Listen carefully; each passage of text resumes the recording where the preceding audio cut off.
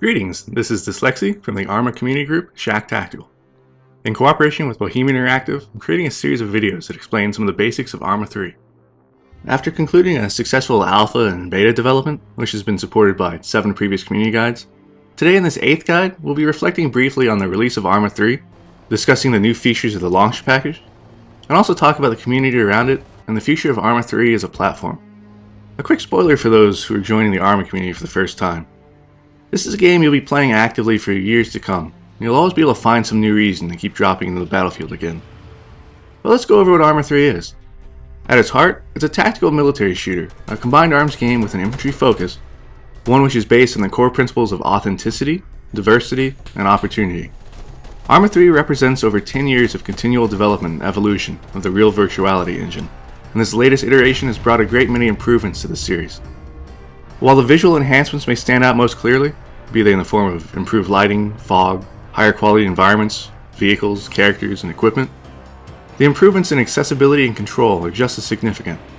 Not to mention features like customizable gear and weapons, a vastly improved stance control system, diving, and all sorts of other welcome additions.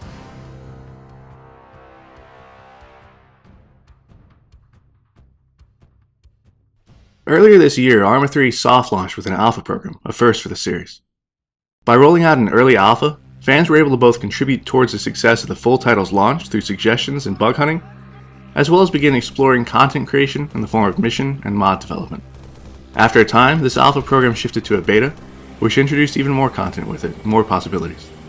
On September 12th, after months of steady alpha and beta progress, ArmA 3 launched in a release state, bringing with it the Altus terrain, and the next batch of equipment and scenario content.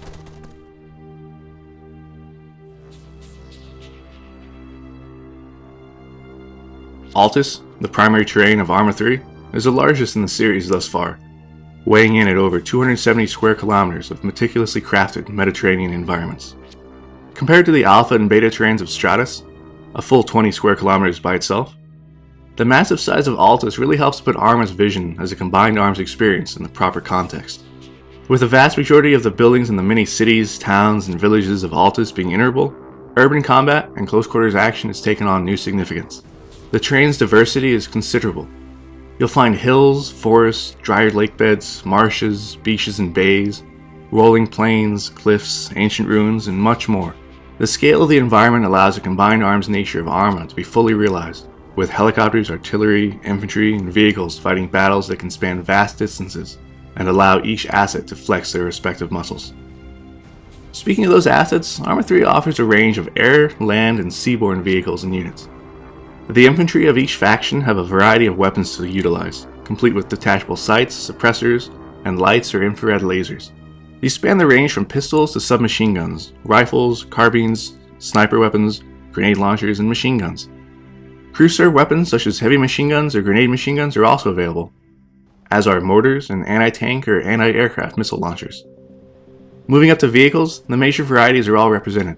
This starts with mere transport vehicles, moving on to up-armored and armed transports, then armored personnel carriers and infantry fighting vehicles, anti-aircraft vehicles, artillery, and of course tanks. In the air, we find a variety of helicopters, both transportation and gunship variants, as well as jet aircraft. The sea gives us boats, gunboats, as well as raiding craft, in addition to submersibles for covert operations.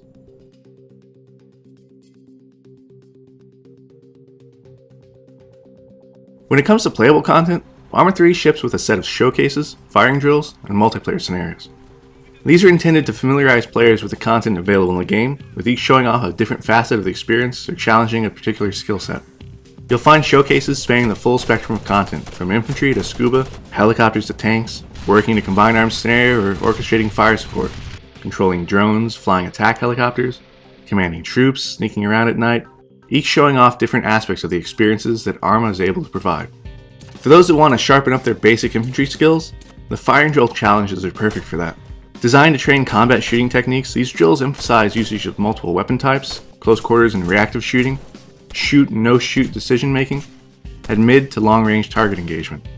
When it comes to multiplayer, ArmA 3 delivers a set of missions for both the Altus and Stratus terrains. Some of these involve you attempting to escape from hostile territory, making the best of your situation as the mission unfolds in a dynamic fashion, while others have you responsible for the defense of a town against heavy enemy assaults. Still more place you in control of tanks or other assets. In addition to that, there's a bustling user-created scenario scene, both for single and multiplayer, with missions spanning the spectrum from role-playing to all-out large-scale persistent warfare scenarios. Whether you're playing official or community-generated content, you're sure to find an interesting display of the variety possible through the sandbox nature of ArmA. Now, as far as the future goes, there's something else coming from Bohemia. It's a significant, free, and new multiplayer feature, which will be unveiled in the coming months. It's pretty cool, but we'll talk more on that when the time's right.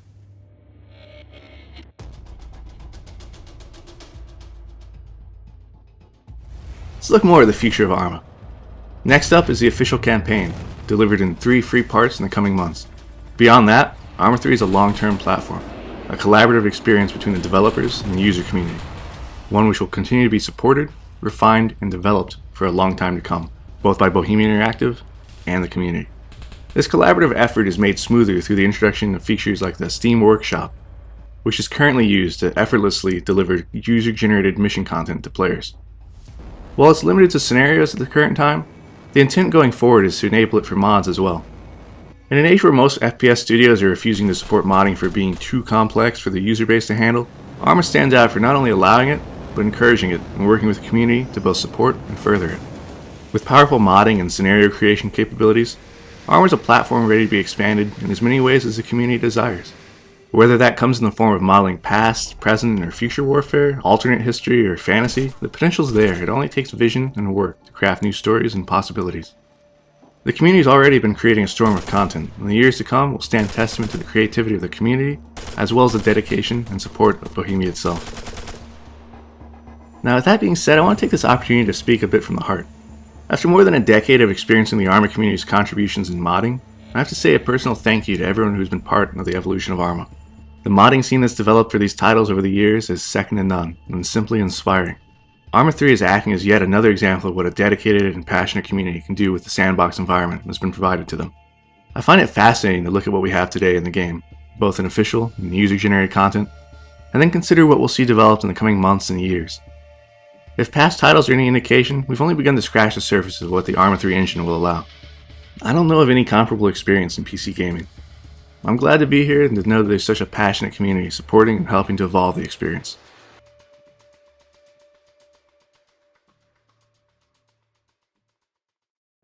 Now, back to the present. If you're new to the ArmA series and are wanting some pointers on how the game works, what it's like to operate in the ArmA environment, and similar, I'd highly recommend you check out the other videos in this community guide series. We talked about what makes ArmA different from other games you might be familiar with, how to act effectively as infantry, introduce some key concepts relating to multiplayer teamwork, and how to fly helicopters and how combined arms warfare works. There's more to come, but that's certainly a good start towards unraveling the depth of the ArmA experience. For those who want even more knowledge, have a look at the official ArmA 3 Tactical Guide, clocking it at almost 350 pages of guidance on all topics ArmA.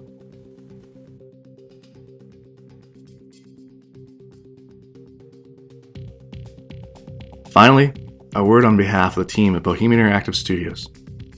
Thank you, all of you. Whether you're a mission maker, add-on creator, a video or a screenshot maestro, bug reporter, or a grunt fighting across Altus, we're proud to call you our fans, and we'll continue to work hard to do justice to the creative and passionate community that's formed around us over the years. Remember, this is just the beginning. Onward and upward, and we hope you enjoy the ride.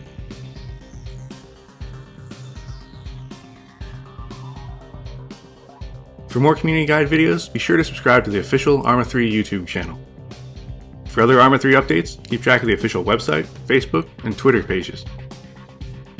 If you like more in-depth tutorial and multiplayer gameplay of ArmA 3 and previous ArmA games, I'd also recommend you check out my channel here. This is Dyslexy, and I'll see you on Altus.